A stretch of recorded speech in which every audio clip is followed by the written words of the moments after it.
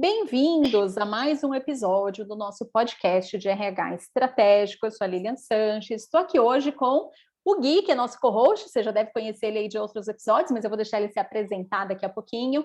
E a gente vai receber hoje, para esse bate-papo, o Du Migliano da Nine Jobs. Ele já vai se apresentar, ele vai falar um pouquinho mais dele, da empresa, de tudo mais. Qual que é o tema de hoje? O que a gente vai bater esse papo? O que a gente vai falar aqui? A gente vai falar sobre escassez de talentos. Quantas vezes a gente ouve isso do pessoal de atração, do pessoal que fala, meu Deus, preciso contratar gente, não estou achando, os grupos de WhatsApp bombando de perguntas do pessoal, onde vocês acham tal competência, como é que vocês acham tal coisa, como que a gente faz isso? Então, a gente sabe que existem aí, principalmente em algumas áreas, quando a gente fala, por exemplo, tecnologia, né?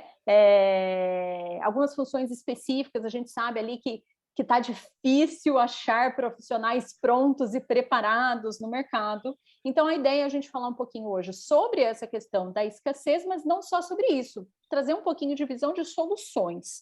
Como que você pode, né, aí na sua cadeira de RH, de gestão de pessoas, propor soluções para a empresa, para o negócio e até mais. Qual que é o nosso papel social com tudo isso, né? Tanta coisa acontecendo por aí.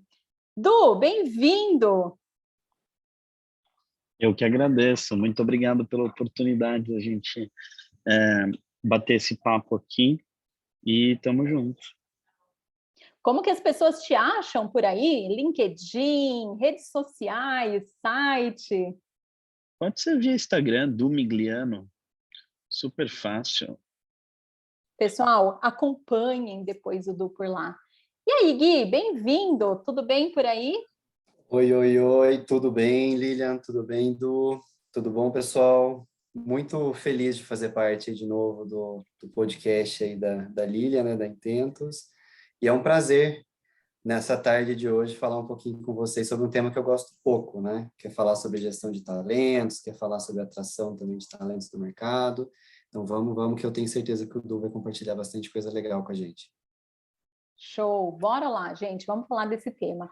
Eu quero começar puxando aqui com vocês o seguinte: quando a gente olha para as estatísticas, quando a gente olha para o número de desempregados no Brasil, a gente bate o olho lá e você fala de 12 milhões, né? A gente já bateu 13 milhões de desempregados. E muitas vezes a gente abre uma vaga e cadê a pessoa para aquela vaga? E cadê gente preparada para aquilo que eu preciso, né? Aonde está o problema? As empresas estão exigindo demais ou falta realmente qualificação nas pessoas? Qual que é a visão de vocês sobre isso? Quem quer puxar?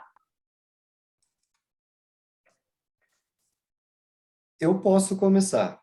O Du fala para mim se ele concorda ou não, e a Lília também. E muitas vezes a gente não concorda com as coisas e está tudo bem também, tudo bem, porque como é e tá tudo complementar a bem. gente ter várias visões, né? É sobre isso e está tudo bem. Eu acredito assim, o Brasil, a gente tem um grande problema educacional ainda. A gente fala muito sobre isso, né, Linha? Ainda mais nos treinamentos que a Intentos tem no mercado também. A gente tem uma certa dificuldade de formar profissional, né? Então, as faculdades, as pós-graduações, os programas que a gente tem, até a nossa base também, a educação básica brasileira é muito fraca comparado com a educação que a gente tem aí fora do país. Se a gente for puxar isso para uma questão empresarial, né, vários reports aí que eu vejo da Associação Brasileira de Treinamento e Desenvolvimento e tudo mais, as empresas também investem pouco, as empresas brasileiras, e assim, as empresas internacionais que costumam investir mais no Brasil, elas também investem menos. Então, eu começo esse podcast trazendo aí talvez essa sementinha do que o problema estrutural brasileiro, mas as universidades brasileiras que também não estão preparadas, né, para colocar profissionais mais práticos no mercado, fica as públicas que são ditas melhores, né, são aquelas que a gente tem a educação. E tem mais uma questão também, né, Gui? Puxando para essa parte da educação, que eu acho importante a gente pontuar. Realmente a gente tem uma falha educacional quando a gente olha enquanto país, né? E isso cria nas pessoas algo que depois chega para a gente como uma grande dificuldade, que é as pessoas não têm o hábito de ter continuidade de estudos, né? As pessoas não têm essa vivência de gostar de estudar. E muitas vezes, e a gente vê isso em algumas formações, que as formações servem para fornecer certificado, não para ensinar de fato as pessoas a trabalharem, nem quererem se aprofundar naquilo, quererem buscar novos conhecimentos. Então, muitas vezes a pessoa entra numa formação, ela consegue um certificado, mas isso não garante que ela saiba fazer e também não estimula na pessoa essa preocupação dela com a continuidade do desenvolvimento, né? Que ela queira realmente continuar se desenvolvendo, tenha curiosidade, queira aprender mais, veja que aquilo que ela faz talvez fique defasado, será que eu devo continuar estudando sobre isso? Será que eu tenho que ver coisas novas? Então, essa curiosidade pelo aprendizado é algo que a gente também acaba não estimulando. Edu, o que você acha disso tudo? Eu acho que tem uma provável também, como é que eu vou te dizer, organização do nosso cérebro de uma série de vieses para que a gente continue olhando apenas também para o mesmo talento, para o mesmo tipo de talento, né? Então, vou dar um exemplo específico aqui, alguns talvez. Hoje a gente tem 50% de todas as pessoas que são formadas pelas universidades federais do Brasil. Lembrando que hoje as universidades federais do Brasil representam quase 1 milhão de estudantes, 50% delas são negras, são pessoas negras. 50% dá mais ou menos 500 mil. Essa galera está saindo com a nota maior do que a média ou referente à média. Ou seja, ou eles são profissionais que saem como na mediana dos profissionais ou melhores. Onde eles estão? Onde que esses profissionais estão nas maiores empresas do Brasil?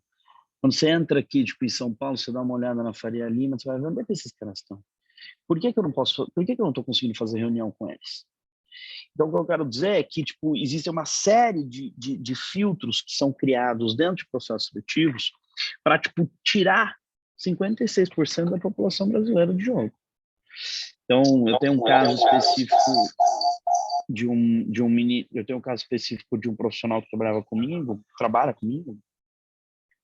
onde a mãe dele é uma profissional super bacana, né? O pai dele é um professor universitário, doutorado e tal. Esse menino é um menino preto e ele teve a oportunidade de estudar nos Estados Unidos com uma bolsa atleta, jogava futebol muito bem, ele era jogador assim da linha de frente do Cruzeiro, em Minas, e aí ele conseguiu, por conta do como ele jogava bem, uma bolsa atleta nos Estados Unidos, foi estudar lá, se formou em 2 universidades e volta para o Brasil com 2 universidades, 3 línguas, falava português nativo, inglês fluente e ainda espanhol, tendo tido a oportunidade de trabalhar em vários projetos super relevantes, e ainda com uma cabeça de atleta, que, tipo, obviamente, isso dentro de um espaço organizacional super relevante. E o que aconteceu? Esse menino foi contratado por uma empresa, o único lugar que ele conseguiu emprego, com esse nível de currículo, foi um lugar que pagava para ele R$ 1.200 por mês. Então, assim, tipo, quando é que você imagina que um cara branco que fez uma faculdade na gringa vai ganhar R$ 1.200 por mês para voltar para o Brasil? Por que esse menino estava onde estava? Né? Quando eu descobri ele, peguei na hora. Hoje ele tem um salário considerável dentro da Nine. Tipo, tem um time de pessoas, ele lidera meus projetos Latam. Moleque que, tipo, é excepcional, excelente, só precisa de uma oportunidade. Então, às vezes a gente fala sobre um apagão de talentos, porque a gente está acostumado, na maioria das vezes, a enxergar talento como o talento que, na maioria das vezes, vos fala.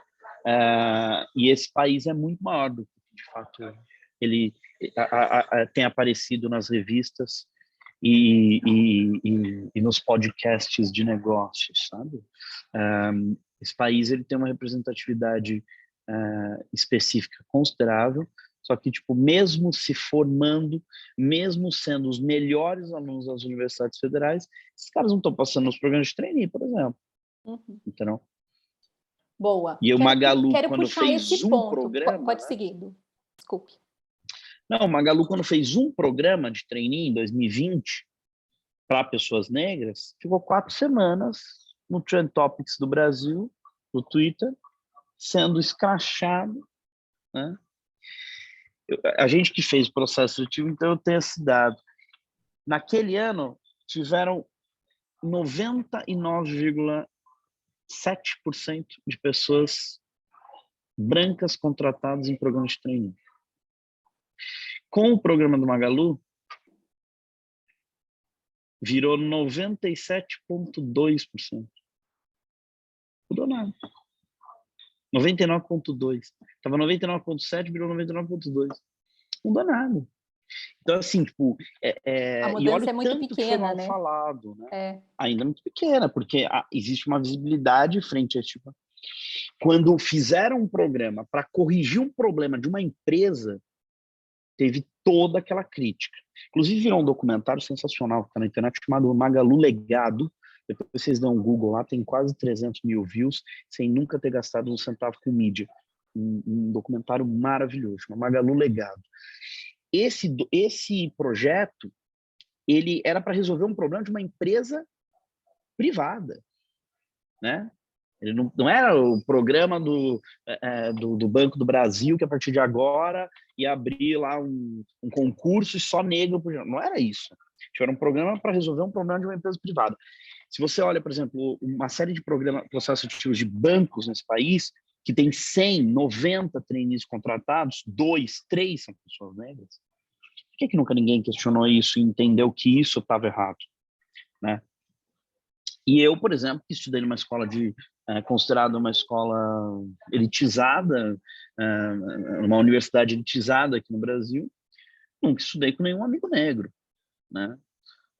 Então, assim, 56,1% da população não está onde eu estou, né? Não são meus clientes, não circulam nas maiores empresas do Brasil, não estão nas universidades. Eu acho que a gente tem que começar a se perguntar frente ao que a gente está construindo para fazer esse país ser um país melhor frente à metade dessa população brasileira, que, de fato, tem as oportunidades mais... como é que eu vou te dizer? São consideradas trabalhos chão de fábrica, né? Uhum, sim. Onde é que está a liderança a gente tem uma negra, né? questão, né, no Brasil, e a gente estava falando sobre essa questão da má formação, né, do que as pessoas chegam. Mas a gente tem uma realidade que é muito difícil mudar e mudar da noite para o dia. Então, não adianta a gente esperar uma varinha de condão, um milagre, que de repente, no próximo ano, vão investir melhor os nossos recursos em educação e que vai sair ali uma proposta do governo para toda a sociedade e que vai fazer uma grande transformação. Mas, na minha visão, o que a gente precisa olhar, daí voltando para a questão das empresas, é a gente olhar para qual que é a minha necessidade, qual que é a minha responsabilidade perante isso. Então, se eu preciso de profissionais, eu acho que a gente precisa ter a seguinte visão enquanto empresa. Primeiro, uma coisa muito boa, né, do que o Du trouxe, que é: será que eu não estou exigindo demais para a entrada? Será que eu não estou cobrando muito? Será que eu não estou cobrando coisas que já estão deixando de fora muita gente? Eu preciso dessa régua? Eu preciso desse nivelamento? O que eu realmente preciso, né? Um outro fator não é nem só o que eu preciso, né? Qual régua que eu vou usar, mas é como que eu posso ajudar as pessoas para que elas cheguem nessa régua. Então, a gente viu vários programas, por exemplo, de empresas de formação de profissionais para tecnologia, onde, eu vou formar as pessoas independente delas virem trabalhar aqui ou não. Por quê? Porque a gente vai precisar desse tipo de profissional, então a gente precisa melhorar esta formação, a gente precisa melhorar essa qualificação. Não dá para ficar esperando com que todo mundo venha pronto, que todo mundo, exatamente isso, seja formado na melhor instituição, já tenha experiência, já chegue aqui com resultados comprovados, já chegue aqui para mim sabendo jogar. Eu tenho que ensinar o jogo, eu tenho que treinar a pessoa também para que ela consiga fazer isso. Eu concordo com vocês. Eu gostei da fala do Du aí, que trouxe essa questão da diversidade e inclusão. A Lília amarrou muito bem também. Eu acho que esses programas especiais de RH são os programas que conseguem nos ajudar a conseguir melhorar essa entrada, né? Até falando de entrada, né? Eu gosto muito, posso dizer que eu sou um especialista em programas de entrada. Eu gosto bastante de trabalhar com isso. A porta da empresa, como estágio, trainee, que seja, o jovem aprendiz, que também tem um cunho muito social, eu acho que nesses programas a gente consegue ter colocar, por exemplo, o viés da diversidade, né? Conseguir trazer jovens, às vezes, de periferia que não vão ter acesso, por exemplo, ao inglês, e dentro da empresa eu consegui fazer. Esses dias eu vi uma matéria bem bacana de uma empresa que falava assim: jovem, você não precisa vir aprender sabendo inglês, porque a gente vai te ensinar. Se a gente sempre quiser, né, a pessoazinha que já chega falando o inglês, que mora em Moema, que estudou na Poli-USP, vai ter. Só que assim, a sua empresa vai ser sempre dentro desse norte. Você concorda com isso, Du? Eu acho que tem uma outra coisa aqui que talvez eu acho que vale a pena a gente discutir. Há 10 anos, questão de 20 anos, a gente tinha metade desse país formado em universidade. Então, assim, tipo, só cresceu. Então, assim, o número de pessoas que hoje tem um nível educacional nesse país só cresce. Então, o que é formação? O que é pessoas mal formadas? Ah, mas a minha empresa está pedindo demais. Está pedindo demais, mas também não vai conseguir fechar a vaga. O cara que é formado na Poli-USP, que tipo, mora em Moema, ele vai escolher muito bem a empresa que ele vai trabalhar, e é muito raro a maioria das empresas ter esse cara, porque ele não vai querer trabalhar para você, entendeu? Então, assim, tipo, esses dias eu vi uma menina que, tipo, saiu no Estadão, e ela falava assim, como é que era? Menina abandona emprego, eu não lembro o nome dela agora, também não vou citar aqui, mas era tipo, menina abandona emprego e vai vender cookies recheados em Florianópolis. Tipo, aí você vai ver o currículo da menina que vendia cookies recheados em Florianópolis, sensacional. E aí você fala assim, como assim a menina escolheu vender cookie recheado em Florianópolis e não trabalhar para aquele projeto? Porque quando você vai ver o projeto, é chato pra caraca. É muito chato. É mais do mesmo. Ela vai trabalhar com um líder, a maioria das vezes, machista, homofóbico, que não tem visão nenhuma de para onde o mundo está indo, o futuro, que tipo, ainda tem aquela visãozinha do tipo assim, o estagiário que tipo, eu humilhava, eu fui humilhado e devo humilhar os estagiários. Tipo, uma visão da maioria das empresas no país hoje, de usar através do medo para educar dentro do espaço corporativo, onde a gente tanto vai falar não só de diversidade e inclusão, como também de segurança psicológica, uma galera jovem que está vindo com uma série de questões baseadas em uma série de incentivos mentais que esses caras receberam frente a Instagram, redes sociais, videogame, computador, caraca, uma geração totalmente diferente do que as outras que hoje são gerentes no Brasil nasceram, que já vem com uma série de questões mentais complexas, sendo ainda pautada através do medo. Então, assim, tipo, além da gente ter bons profissionais no Brasil, esses bons profissionais, cada vez mais, a gente tem bons profissionais que não querem trabalhar nas empresas de hoje. E esses profissionais, que aquilo não são profissionais do futuro, que vão construir um mundo totalmente paralelo a isso. Vou dar um exemplo específico. Há 7 anos, 8 anos, eu montei a 99. Hoje eu tenho 120 profissionais que o meu nível de turnover deles estão indo para o Google, para o Facebook, para empresas que o Nubank compra e coisas do tipo, os profissionais saindo daqui da 99. E esses caras hoje não trabalham na maioria dos meus clientes. Então, assim, parte do motivo pelo qual os meus clientes são meus clientes é por uma tentativa de construir uma nova empresa, da qual, na maioria das vezes, a gente precisa implodir a cultura da qual eles chegaram até aqui, para a gente continuar tentando atrair o nível dos profissionais que eles querem. O profissional da Poli-USP, que mora em Moema, existe. Muito difícil dele querer trabalhar na sua empresa. Diferente Du, eu do acho que aí você cabe, faz. você trouxe um ponto excelente que a gente refletiu o seguinte, eu sempre falo que o nosso trabalho, ela é uma relação de parceria, assim como é o nosso casamento, assim como são todas as relações. Então, é uma relação de troca. E muitas empresas exigem muito, mas o que elas estão dando nessa troca? O que elas estão oferecendo nessa troca, né? E oferecer nessa troca, muito já se discute que não é só o salário, porque até pouco tempo atrás a gente tinha esse poder das grandes empresas, das multinacionais. É um grande salário, um grande pacote de benefícios.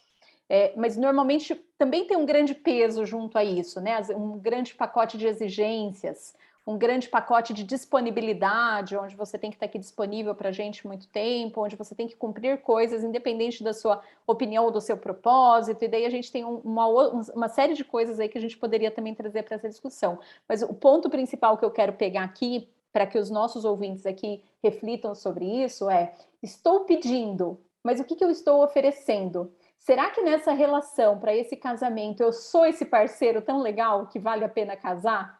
Né? Ou só estou escolhendo demais a pessoa para pedir em casamento e no fim não tenho muita coisa para oferecer em troca? Como que está essa E relação, né? Lilian, ô Lilian, você falou, eu lembrei, né? Eu já cuido de programa de entrada há alguns anos, né? E eu lembro que eu escutei uma fala muito parecida de uma estudante de engenharia ambiental, né? Estudava na PUC do Rio e tudo mais, menina, né, com família mais rica. E ela falou exatamente isso para mim, né? Em uma das perguntas que eu tinha feito lá para fazer a seleção, ela me devolveu com uma pergunta muito parecida. Tá, mas o que vocês vão me oferecer? E assim, foi a primeira leva de estagiários que eu comecei a ver que era uma leva diferente, que já não era mais aquele pessoal do começo que baixava a cabeça, né, que eu quero muito uma oportunidade.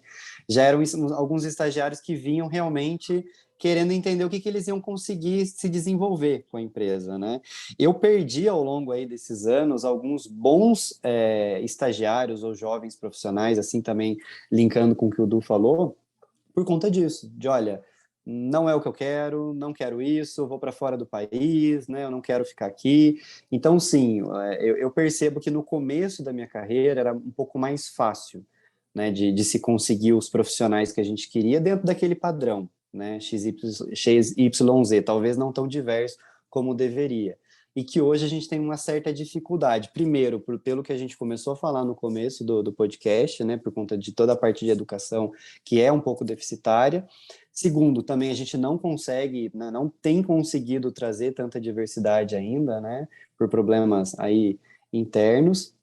Também o terceiro agora é que as pessoas também estão vendo um horizonte, né, estão vendo uma luz no fim do túnel. Tem empresas que estão oferecendo home office full, a pessoa pode trabalhar de onde ela quiser. Então, no meu caso, eu trabalho numa empresa que a gente precisa estar presencialmente, é fábrica, é indústria. É um pouco mais difícil, né, de você trazer a pessoa para esse modelo tradicional que o pai dela e o avô dela trabalhou alguns anos atrás, né? Ô Gui, vamos aproveitar, queria que você contasse também, você mesmo, né? Eu conheço bastante o Guilherme, acompanho a trajetória dele, posso dizer que literalmente desde o início, mas o Guilherme hoje está numa posição aí estratégica dentro de RH, mas começou em programas de entrantes, e não era das faculdades de top de linha, e não era daqueles negócios todos cheios de critérios mil. Você realmente foi lá e passou dentro desse programa e foi trabalhar no RH que não tinha nada a ver com sua escolha inicial. Conta pra gente, para quem está ouvindo aqui, para entender um pouquinho como que foi isso.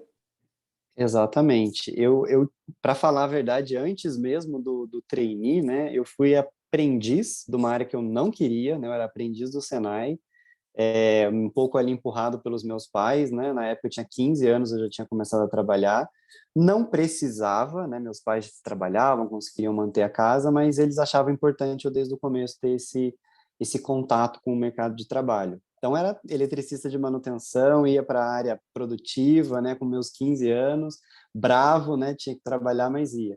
Depois eu consegui a oportunidade de estágio de férias, né, que daí a gente brincava que eu fui promovido, né, eu virei um estagiário de férias numa construtora, né. Depois acabei subindo para estagiário, fui promovido de novo. Então, de férias, que eram só 2 meses, fui promovido para o contrato de 2 anos. E depois consegui, sim, entrar num programa de trainee. O profissional que eu sou hoje, eu devo aos programas de entrada. Então, eu sou muito fã mesmo desse tipo de programa, eu gosto desse tipo de programa. Acho que as empresas que não investem estão perdendo, porque é nesse momento que a gente consegue trazer ali as pessoas com o sangue da empresa mesmo, que querem, né, trabalhar, pessoa jovem, que vem com várias competências aí importantes, né, competência de criatividade, que muitas vezes a gente, né, vai perdendo ao longo do tempo, né, a gente vai ficando cada vez mais encaixotado quando a gente vai amadurecendo. Então, eu sou muito, realmente, fã desses programas. Você Du, gosta também, Du? adoro e eu quero passar para o Du só com uma pergunta aqui, Du. Como que eu convenço alta direção, o dono do cheque, o dono do dinheiro, que os programas entrantes e os programas entrantes trazendo oportunidade para pessoas com toda essa diversidade são importantes para o negócio? Como que eu, como RH, coloco isso na mesa? Eu acho que tem uma questão que está um pouco ligada também ao entendimento de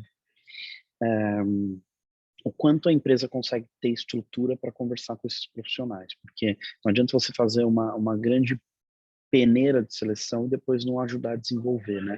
Não ajudar a criar uma plataforma de desenvolvimento para esses profissionais. Eu acho que esse é um dos problemas pelos quais a gente passa na maioria das empresas. A empresa que não sente nenhuma dor pelo fato de que seus produtos têm que ser, sim, reconstruídos. Você pega, por exemplo, aquele caso clássico, né? Nossa, a Kodak deixou de inovar. Na verdade, não é que a Kodak deixou de inovar, ela deixou de contratar os talentos que vão construir o futuro das empresas. Né? Tipo, você tem uma série de empresas, a Nintendo, né? Se você perguntar quantos anos tem a Nintendo, né? Uma empresa de games, né? A Nintendo fazia carta, fazia leque, há mais de 130 anos no Japão, depois se reinventou para ser uma empresa que fazia carta de baralho e depois saiu de carta de baralho para jogos eletrônicos. Tipo, o motivo pelo qual a Nintendo é a Nintendo não está ligado necessariamente a sua estratégia de inovação, mas sim as pessoas que ela trouxe, que oxigenaram suas culturas organizacionais, que trouxeram ideias de novos produtos, que construíram, que tiveram coragem para entrar em novos mercados. E parte disso vem, obviamente, por conta de uma oxigenação jovem. Parte disso vem por conta de um número de profissionais jovens que acabam entrando dentro de algumas reuniões e questionando algumas questões e trazendo algumas provocações. Aquela parte do profissional que ainda está no começo de carreira, que quer ou não tem medo, ou tipo se arrisca, ou realmente faz perguntas que podem, em alguns casos, ser consideradas perguntas bobas, mas no final são as perguntas que resolvem a maioria dos problemas. Então, assim, se a sua empresa ainda não sente esse tipo de dor, que ela precisa a todo e qualquer momento repensar seus produtos, redesenhar os seus serviços, entender a forma como elas interagem com a sociedade como um todo, aí de duas uma, ou ela vai criar o seu programa de talentos jovens, né? Ou ela vai deixar de existir em um tempo específico aí na sociedade como um todo, porque é uma questão de sobrevivência. E eu acho que, respondendo a pergunta que o Gui falou, né? Sim, eu sou super a favor, né? Tipo, parte do meu trabalho é fazer esses processos. Agora, eles vêm em alguns casos, eles vêm com dois grandes objetivos. Vinham, né? Primeiro era gerar oxigenação de cultura organizacional, como eu estava falando, e no outro caso era gerar pipeline de sucessão. Então, por exemplo, eu preciso tipo de analistas júniores e ao invés de eu contratar analistas júniores, eu efetivo estagiários. Ou então, não, eu preciso de gerentes júniores, ao invés de eu contratar gerentes júniores, eu efetivo meus trainees. Né? Efetivo assim, trago meus trainees para uma posição de liderança. Então, assim, pipeline de sucessão é sim, tipo, o motivo pelo qual você está criando um programa de jovens, né? Aí você não precisa trazer do mercado, você já formou dentro de casa e esse cara está sempre crescendo. Agora, tem um terceiro motivo pelo qual, na minha opinião, existem os processos seletivos para talentos hoje, que está ligado a você equalizar a matriz de talentos que existem dentro da sua organização frente à equidade.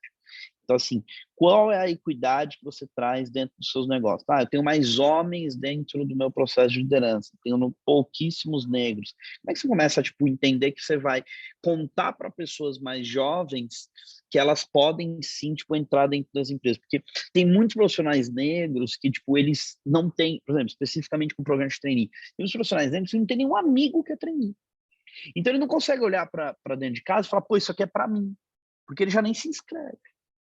Então, se a sua marca empregadora como empresa ainda não construiu um posicionamento relevante o suficiente a ponto de um profissional que faz parte hoje de uma classe minorizada ou está dentro de algum grupo vulnerável, especificamente LGBT, trans, e não consegue se vender do seu espaço organizacional, primeiro que você tipo mata o para onde o mundo está indo. Você mata ali uma série de referências e construções dos produtos mais inovadores que um dia você pode de fato ter e atender de fato uma sociedade de uma visão mais ampla. E segundo, que você obviamente não vai atender a uma série de diretrizes organizacionais que lá na frente vão passar a ser uma exigência de mercado, frente à forma como você constrói marca, né? A maioria das empresas hoje trabalham diversidade não porque elas acreditam, mas sim por conveniência, né? E uma hora essa conta vai chegar e essa conveniência pode sim se tornar convergência, mas enquanto isso não acontece, a gente vai colocando, vai tentando colocar um número de profissionais dentro dessas organizações que de alguma forma tentam reconstruir a matriz de talentos que a empresa vai ter lá na frente. É um bom ponto, Eu né, achei...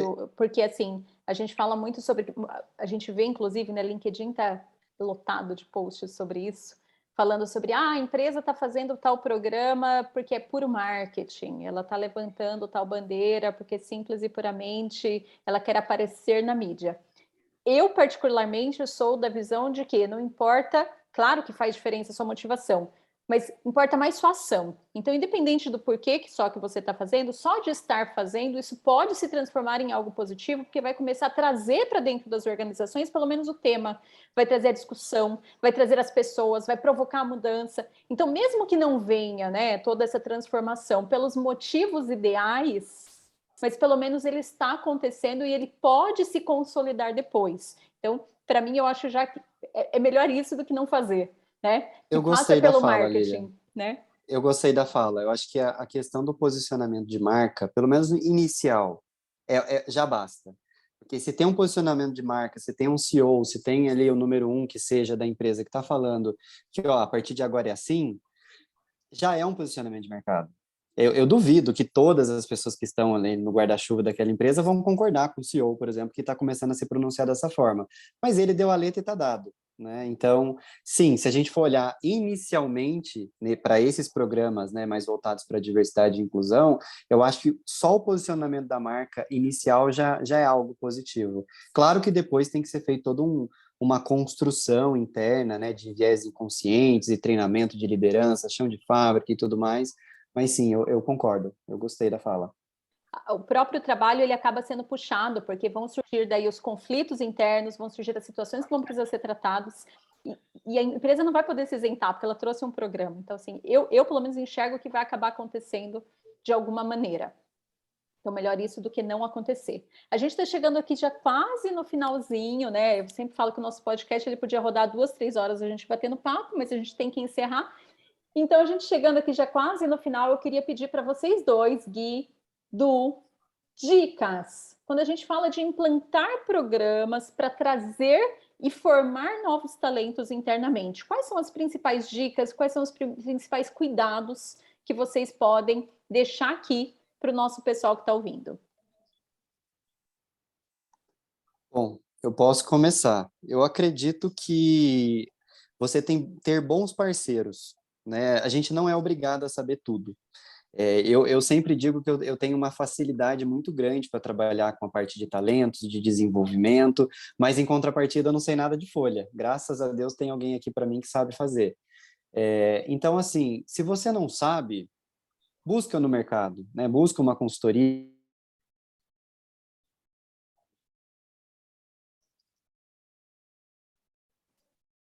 busca um parceiro. Saia também daquela educação corporativa tradicional ali, de só as grandes universidades, os grandes projetos corporativos né, das universidades XPTO. Saia um pouco disso, tenta trabalhar com consultorias mais locais, tenta trabalhar com aquele profissional que tem o brilho no olho que a sua empresa precisa.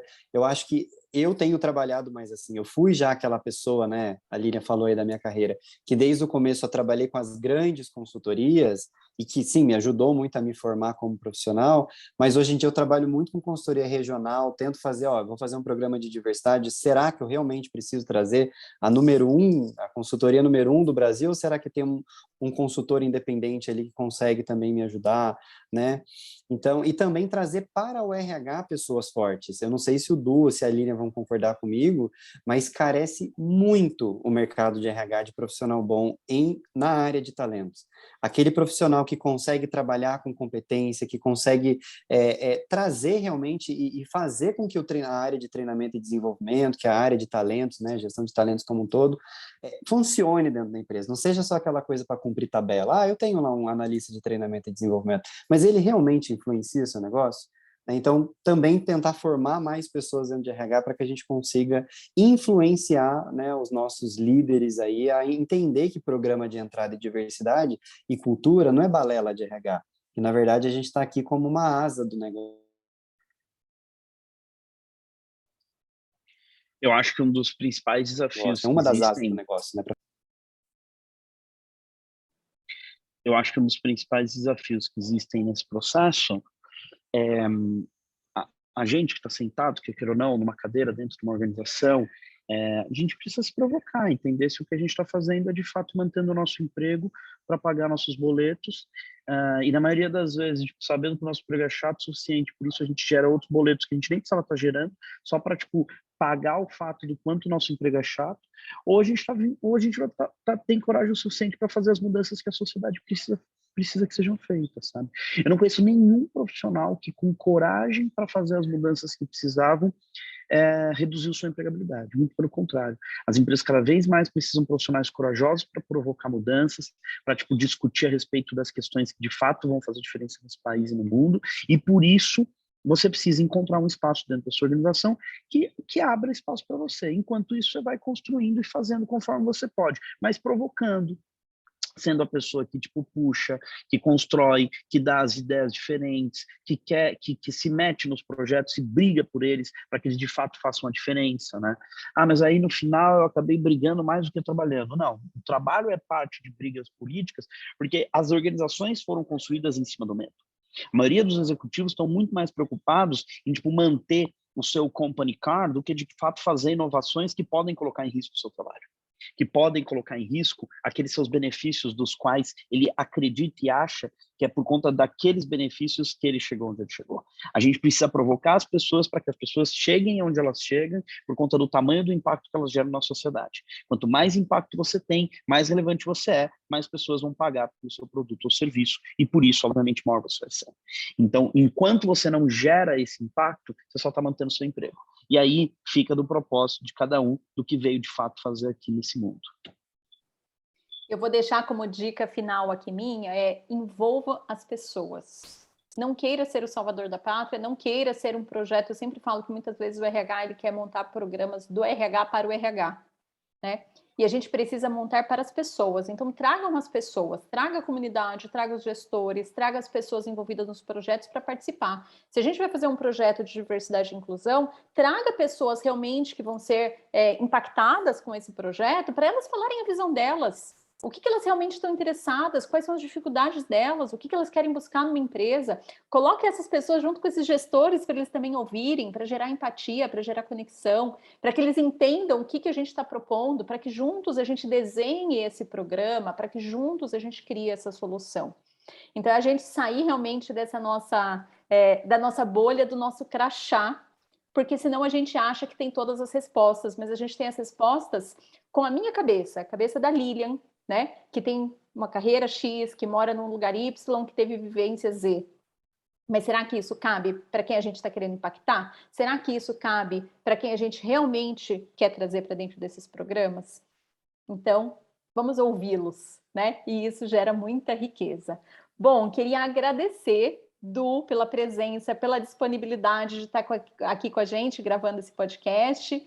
Gui, sempre uma companhia fantástica com a gente nessas gravações, nesses episódios aqui como co-host oficial da nossa temporada 2022. Agradecer a vocês que estão aí acompanhando a gente, tiver alguma dica, contribuição, tem sempre o link nosso aqui para entrar em contato pelo site, outros materiais.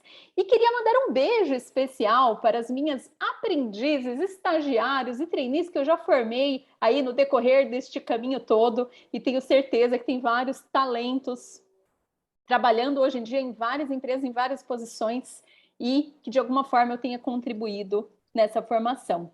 Um prazer estar com vocês. Valeu, Du, valeu, Gui. Valeu, pessoal. Obrigado. Muito bom. Forte abraço. Tchau, tchau, gente. Tchau, tchau.